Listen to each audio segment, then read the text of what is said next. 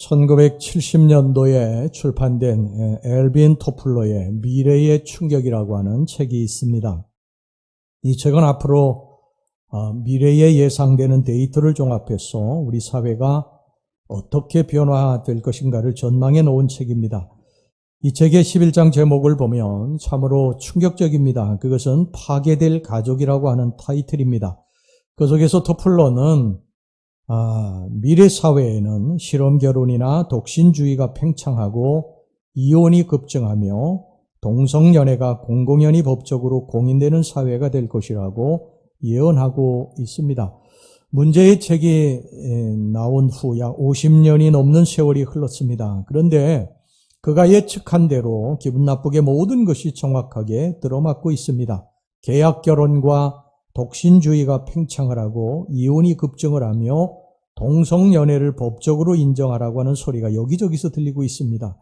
이런 점에서 볼 때 미래의 가정이 파괴될 것이라고 하는 사회 미래학자들의 견해가 반드시 허구성을 띈 것만이 아니라는 사실을 짐작할 수 있습니다.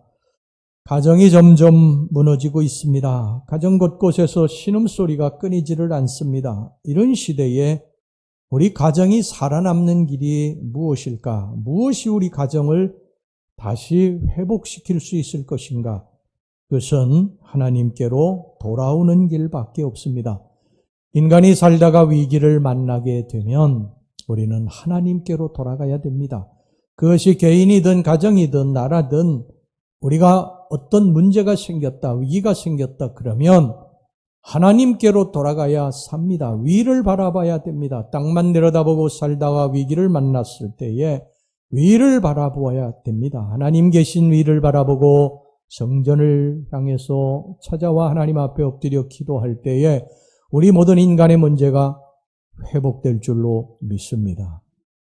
제가 몇 년 전에 산에서 길을 잃은 적이 있습니다. 늘 다니던 익숙한 산이기 때문에 좀 늘 가던 길로 올라가고 내려가는 것이 좀 뭐랄까요, 좀 재미가 없고 그래서 이제 길이 아닌 곳으로 한번 좀 들어가서 가보자. 그래서 길 아닌 곳으로 이제 접어들었는데 제 착각이었어요. 1시간이면 내려올 수 있는 길을요 4시간이나 헤맸는데도 길을 찾을 수가 없었습니다. 뭐 가시덤불, 또 가시덤불이 덮여 있으니까 그곳에 이 발을 잘못 디뎌가지고 몇 번을 뒹굴기도 하고, 뭐 가시덤불에 온몸이 긁히고요.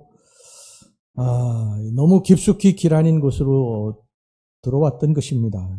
곧 어둠이 찾아왔어요. 그리고 또 몸에 한기까지 들었습니다. 야, 이러다가 정말 큰일 나겠구나.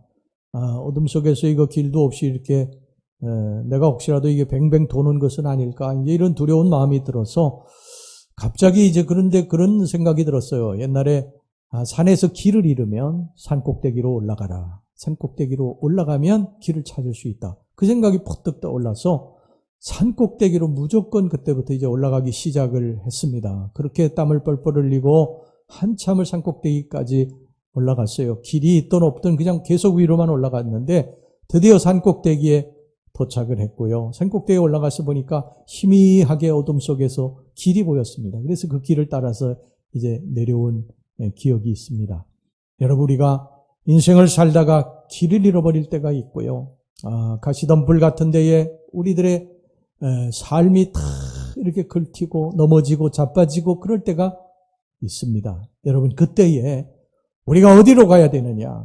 어디를 향해서 가야 되느냐? 위를 향해 가야 됩니다. 하나님 계신 곳으로 가야지 그 위기를 극복할 수가 있습니다.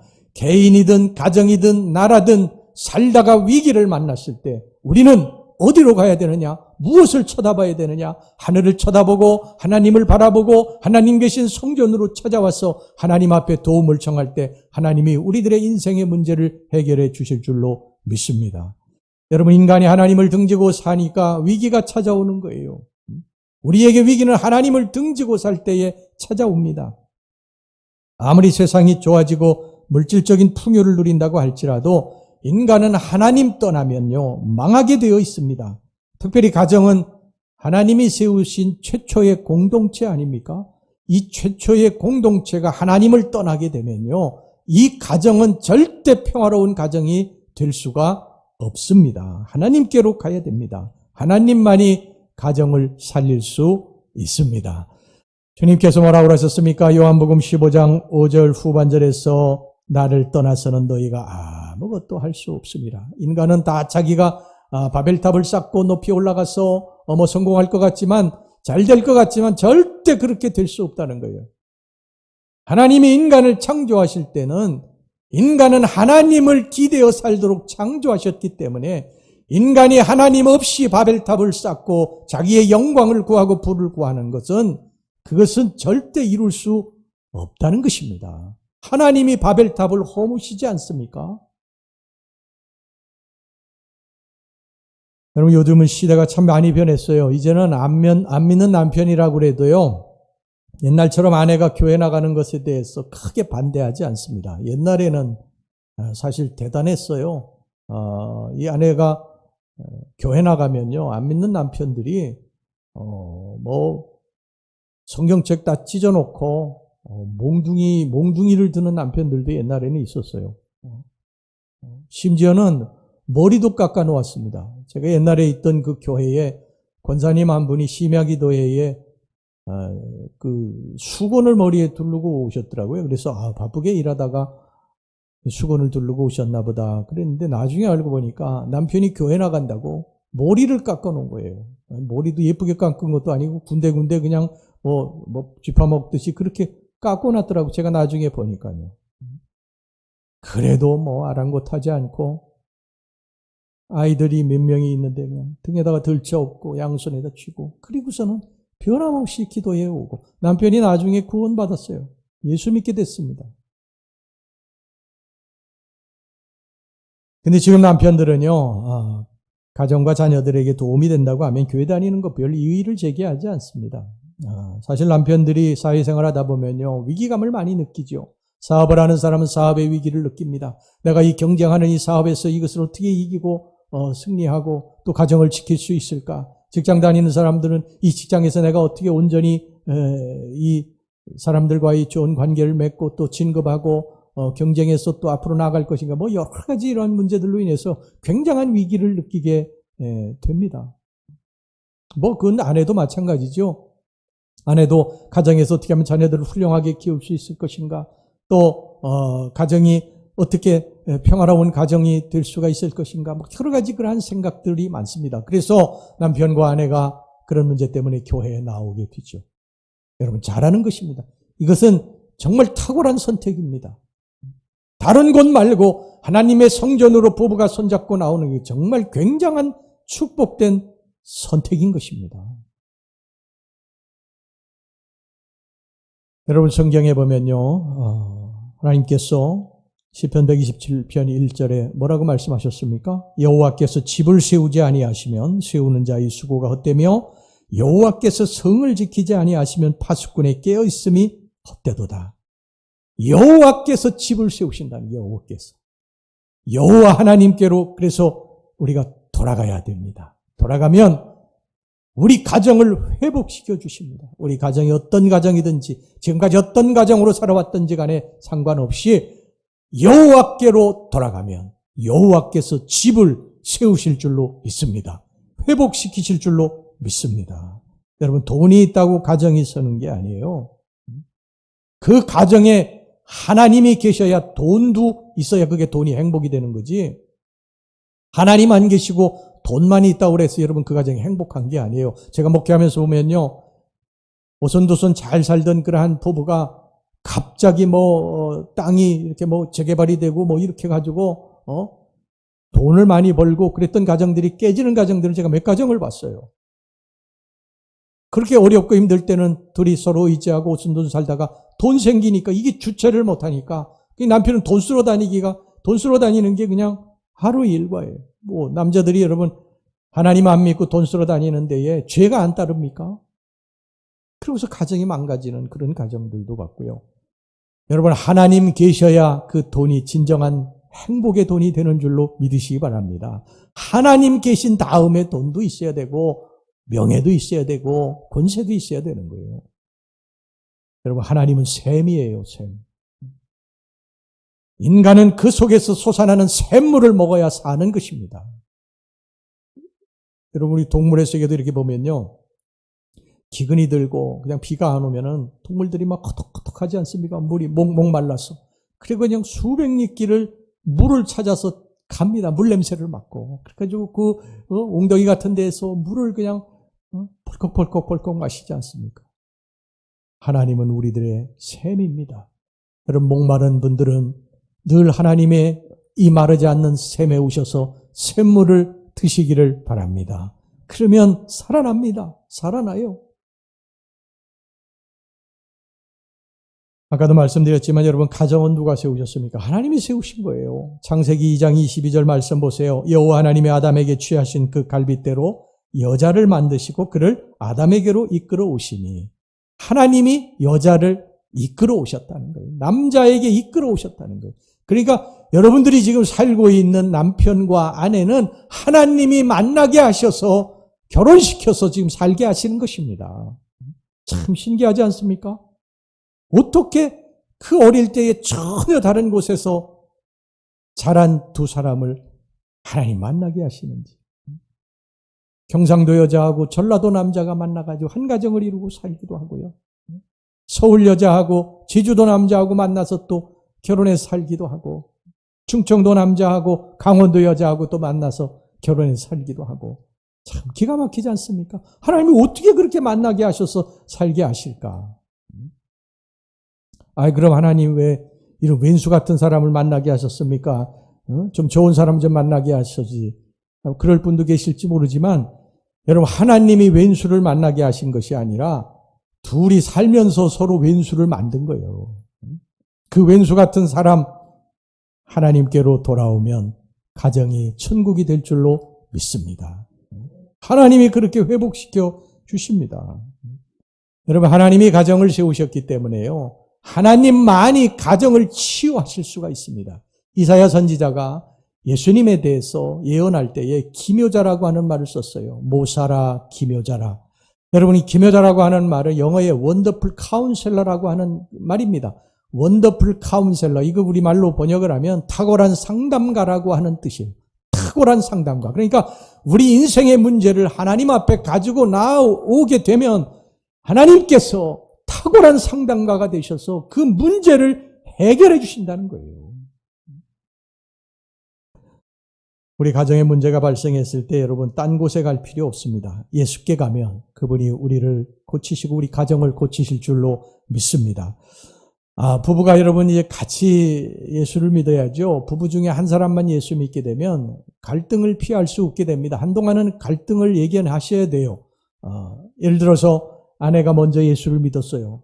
그래서 이제 그 교회에 가가지고 양육을 받고 신앙생활을 하면서 예수님을 마음에 영접하고, 그리고 인생의 가치관이 달라졌어요. 사는 목적이 달라졌어요. 이제 이때부터 조금씩 갈등이 시작이 됩니다. 믿음이 생기고부터는 이제 남편하고, 안 믿는 남편하고 갈등이 생기기 시작을 해요. 안 믿는 남편이 옛날에는 아내와 이제 주일날 뭐 들로 산으로 또 쇼핑도 가고 영화 구경도 가고 여행도 다니고 그랬습니다. 그런데 이제는 안 가려고 그래요, 아내가. 교회 가야 된다고 그럽니다. 뭐 그뿐입니까? 교회 뭉텅이 돈을 그냥 11조라고 교회 갔다가 이렇게 주는 거예요. 그뿐입니까? 예배라고 그래가지고 뭐 시간마다 가지고 속회 또 뭐 무슨 모임이다 해가지고 천불 글로 다니죠. 그러니까 남편이 아내를 빼앗긴 것 같아가지고 그냥 계속해서 갈등이 일어나게 되는 것이죠. 오늘 여기 본문에도 보면요, 고린도 교회에 이런 갈등이 있었습니다. 심지어 어떤 집에서는 남편이 부인에게 신앙을 포기하라고 강요를 했어요. 근데 그걸 듣지 않으니까 남편이 이혼을 요구를 하게 됩니다. 이혼을. 여기에 대해서 사도 바울이 뭐라고 했느냐? 오늘 여기 본문의 15절 16절을 보시기 바랍니다. 혹 믿지 아니하는 자가 갈리거든 갈리게 하라. 형제나 자매나 이런 일에 구애될 것이 없느니라. 그러나 하나님은 화평 중에서 너희를 부르셨느니라. 아내 된 자여 내가 남편을 구원할는지 어찌 알 수 있으며 남편 된 자여 내가 내 아내를 구원할는지 어찌 알 수 있으리요. 안 믿는 남편이 신앙 때문에 도저히 너하고 살 수 없다고 그러면 어떻게 해야 되느냐? 갈라서라는 거예요. 갈라서라는 것입니다. 아, 잘됐다. 갈라서자. 여러분들 그렇게 생각하실지 모르는데 여기서 사도 바울이 끝나지 않아요. 여기서 끝나지 않습니다. 이렇게 중요한 이야기를 하고 있어요. 이혼하는 것 능사가 아니라는 거예요. 고린도전서 7장 14절 말씀 보세요. 믿지 아니하는 남편이 아내로 말미암아 거룩하게 되고 믿지 아니하는 아내가 남편으로 말미암아 거룩하게 되나니. 이 말씀이 뭡니까? 예수 믿는 한 사람으로 인해서 그 사람이 뭐 남편이든 아내든 그 한 사람으로 말미암아 그 가족에 있는 사람들이 거룩하게 된다는 거예요. 거룩하게. 즉 다시 말하면 예수를 믿고 구원받게 된다는 것입니다. 지금 당장은 그것이 이루어지지 않았을지 모르지만 반드시 그렇게 된다는 거예요. 그래서 여러분들 중에 혹시라도 나 혼자 예수를 믿는 분들 낙심할 거 없습니다. 하나님 앞에 내놓고 기도하고 계속해서 여러분들이 남편과 아내, 자식들에게 본을 보이는 삶을 살면 언젠가 반드시 돌아오게 되어 있습니다. 포기하지 말고 희망을 가지고 하나님 앞에 또 매달리시기를 주의 이름으로 축원합니다. 자, 그렇다면 믿지 않는 남편이 아내로 말미암아 거룩하게 되고 믿지 않는 아내가 남편으로 말미암아 거룩하게 된다고 하는 말이 무슨 뜻일까? 자, 여러분 구약의 제사장들은요 거룩한 존재들이었어요. 그 사람의 삶이 거룩해서가 아니라 하나님이 그를 그냥 거룩하다고 제사장으로 인정을 해준 것입니다. 그래서 그 제사장이 제단에서 말씀을 전할 때에 거룩한 말씀이라고 받아들였고 하나님의 음성이라고 받아들였고 그 제사장이 예배를 집례할 때에 제사를 집례할 때에 쓰는 그러한 기물들을 다 성물이라고 부른 거예요. 그것은 제사장 존재 자체가 거룩해서가 아니라 하나님이 거룩하다고 그냥 그렇게 세워주셨기 때문인 것입니다. 그래서 그 제사장이 손으로 만지는 것 또 제사장이 가까이 있는 사람들에게 거룩하다고 그렇게 간주를 했습니다. 여러분 지금 제사장이 누구냐? 여러분 제사장이 누굴까요? 자 보세요. 베드로전서 2장 9절 말씀 보세요. 베드로 사도가 이렇게 말을 합니다. 우리 다 같이 한번 읽어보겠습니다. 베드로전서 2장 9절 말씀 시작. 그러나 너희는 택하신 족속이요 왕같은 제사장들이요 거룩한 나라요 그의 소유가 된 백성이니 이는 너희를 어두운 데서 불러내어 그의 기이한 빛에 들어가게 하신 이의 아름다운 덕을 선포하게 하려 하심이라.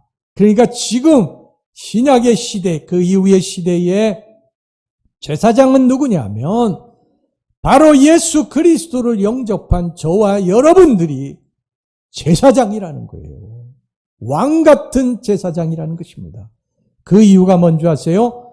우리가 예수님을 왕이요 제사장이신 예수님을 영접해 드렸기 때문입니다. 영접이라고 하는 건 뭐예요? 우리 마음속에 모셔드리는 거예요. 아까 말씀드렸잖아요. 제사장이 이렇게 만지는 기물마다 다 거룩하게 된다. 거룩하게 간주를 했는데 예수 그리스도가 왕이시고 제사장이세요. 그래서 그분을 내 마음속에 영접해 드릴 때에 그분이 내 안에 와 계시기 때문에 내가 거룩해지는 것입니다. 그래서 내가 바로 거룩한 왕 같은 제사장인 줄로 믿으시기 바랍니다. 저와 여러분들이 왕 같은 제사장들이에요.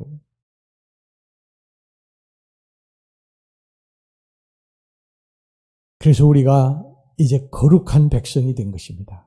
우리가 거룩한데 이제 안 믿는 남편이 있고 안 믿는 아내가 있고 안 믿는 자녀들이 있을 때에 이 안 믿는 사람들이 어떻게 해서 거룩해질 수가 있느냐?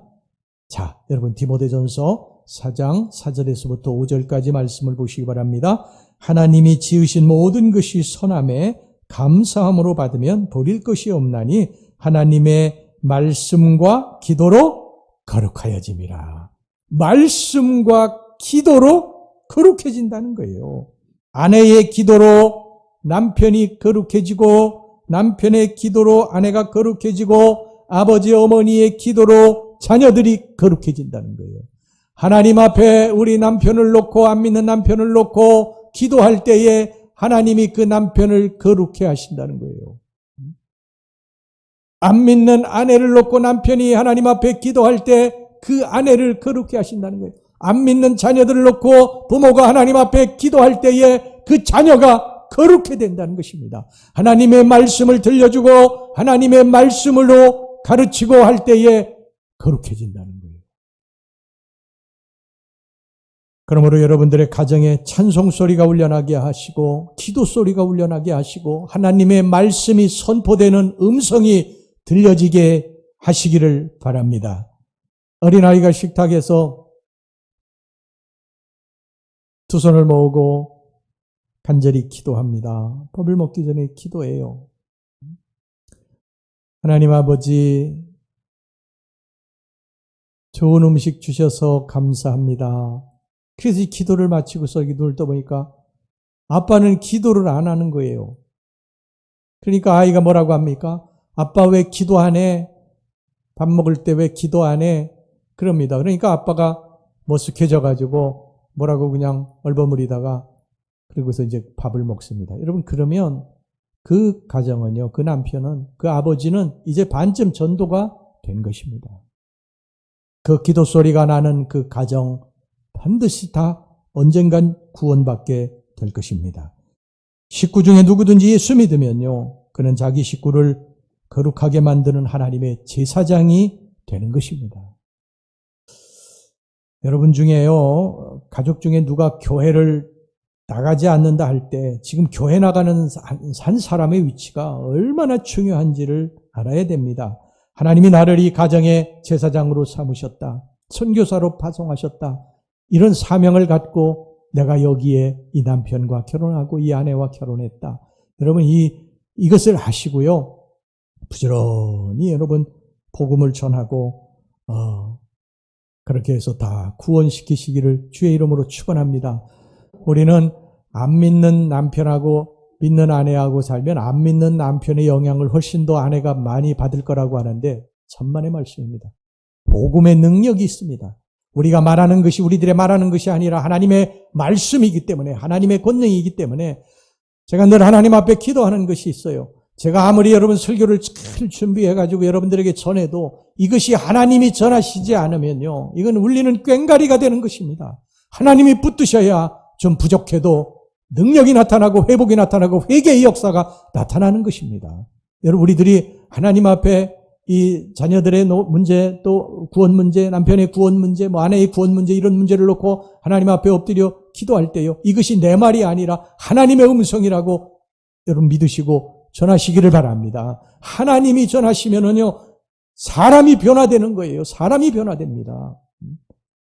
안 믿는 그러한 사람의 영향보다요, 믿는 사람의 영향이 훨씬 더 커요. 지금 우리나라에 복음이 들어왔을 때에 처음에 누구에게 왔습니까? 어느 한 사람에게 복음이 온 거예요. 근데 그 복음이 들어와서 그 사람이 예수를 영접하고 그 가정의 모든 사람들을 구원하고 그리고 그 주변의 이웃들에게 복음을 전해서 지금 여기까지 왔는 줄로 믿습니다. 제가 오래전에 백령도를 간 적이 있는데요. 백령도에 있는 사람들이 90%가 예수를 믿습니다. 너무 놀랐어요. 그래서 그 백령도에 사는 사람들은 농사 지을 때 주일날 일하지 않아요. 왜 그러냐면 이 품앗이를 해야 되는데 다 교회 가기 때문에 혼자 일할 수가 없으니까 나도 교회 가야지. 그러고서 일하지 않습니다. 가게도 안 돼요. 주일날 다 교회 가니까. 가게 문도 다 닫습니다. 백령도에 가보신 분들은 아실 거예요. 근데 이 백령도가 이렇게 다 예수를 믿게 된 이유가 뭔지 아세요? 외국 선교사가 배를 타고 가다가 백령도 부근에서 파선을 했어요. 그래가지고 백령도로다가 이렇게 와가지고 쉬면서 복음을 전한 것입니다. 성경책을 전한 거예요. 그 한 사람으로 말미암아 그 가정이 복음화되고 그 가정이 예수 전해서 이웃에게 복음 전하고 친척에게 전해서 지금 백령도가 이렇게 다 예수 믿는 섬이 되는 줄로 믿습니다. 여러분이 복음은요, 불이에요. 전도는 불길입니다. 불길. 이 엄청난 산을 지금 막 전에 우리 태웠지 않습니까? 산불이. 그게 어떻게 시작됩니까? 조그만 곳에 불이 붙어가지고 그 불이 나뭇가지를 태우고 나뭇가지가 나무를 태우고 산 전체를 태우는 거예요. 불은 번지게 되어 있습니다. 내가 불이 붙어 있으면 가족에게 반드시 불이 붙게 되어 있어요. 가족에게 불이 붙지 않은 것은요, 내가 불이 꺼졌기 때문입니다. 내가 불이 타서 활활 타오르게 되면요, 계속해서 번져나갑니다. 마가다락방에 여러분 제자들이 꼭꼭 숨어 있었지 않습니까? 예수 믿는 사람들 다 죽일까봐 꼭꼭 숨어 있지 않았어요. 근데 거기에 성령의 바람이 불어오지 않습니까? 그들이 성령을 받자요 문을 차고 나가가지고 복음을 전하니까 3,000명, 5,000명씩 막 불이 붙어가지고 어찌할꼬 탄식하지 않습니까? 여러분, 세상의 물결이 아무리 높은 것 같아도요, 은혜의 물결은요, 그보다 훨씬 더 높습니다. 안 믿는 남편이 지금 큰 소리 치지만요, 기도하는 아내, 믿음 있는 아내 결국 승리해요. 그 남편 구원됩니다. 그 자녀 구원됩니다. 남편과 아내를 매일 제단 위에 올려놓고 기도하는데 어떻게 변화되지 않겠습니까? 여러분이 기도하는 한, 기도를 멈추지 않는 한 반드시 여러분들은 승리할 것입니다.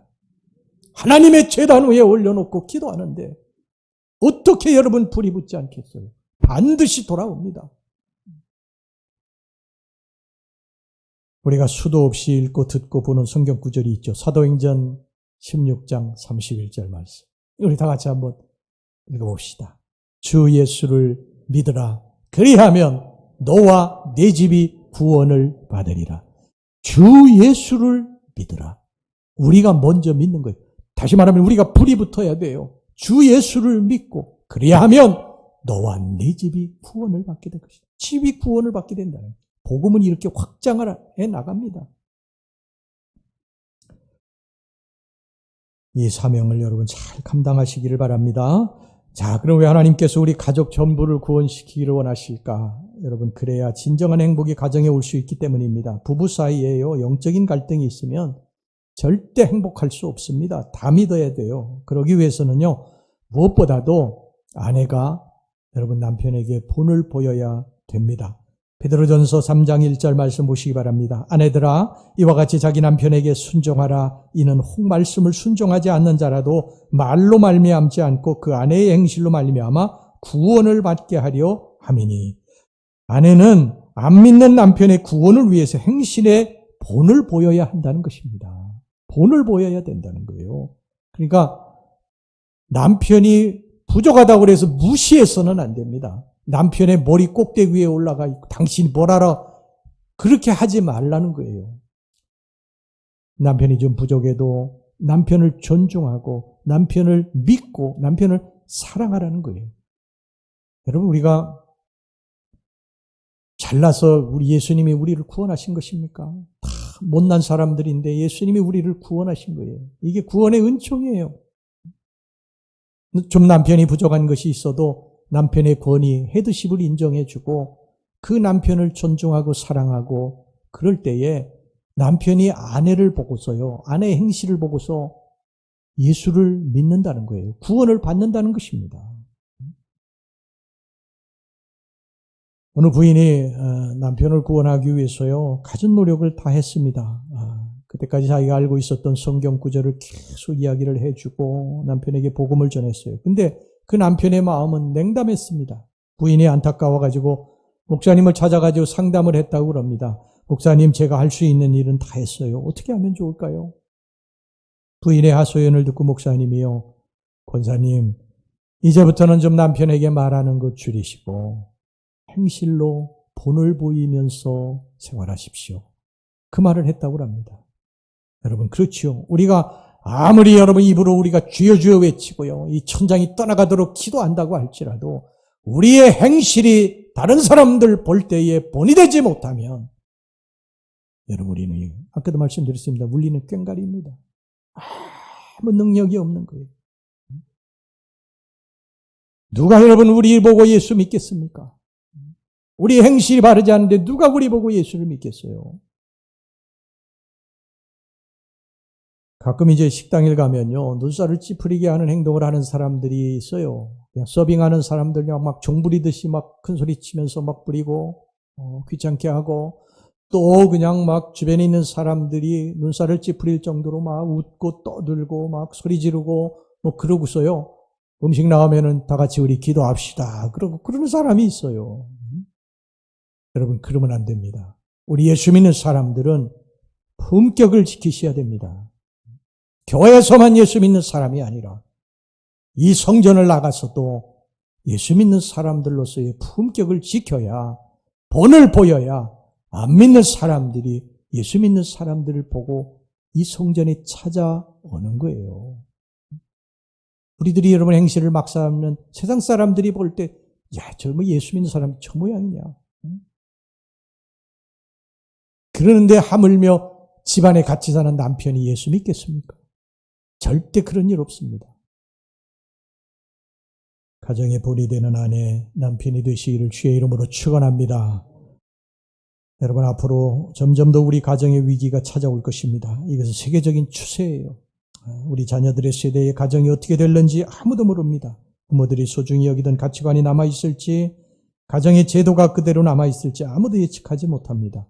이와 같은 위기를 극복하는 방법은 모든 가정이 예수 믿고 하나님 앞으로 돌아오는 길밖에 없습니다. 믿지 아니하는 가족의 구원 문제에 여러분 최대한 관심을 기울이시기를 바랍니다. 그리고 그 자녀들을 하나님 앞에 올려놓고 남편을 하나님 앞에 올려놓고 기도하세요. 이것이 거룩하게 되고 그 가정이 복음화될 수 있는, 다시 하나 될 수 있는 그러한 축복의 지름길인 것입니다. 여러분, 말로만 하지 말고 행실의 본을 보이시기를 바랍니다.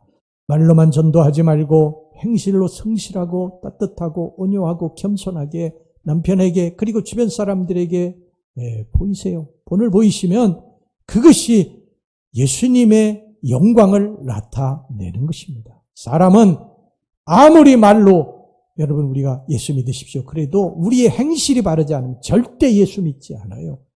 그런데 하물며 여러분 가정에서야 뭐라 말할 수 있겠어요.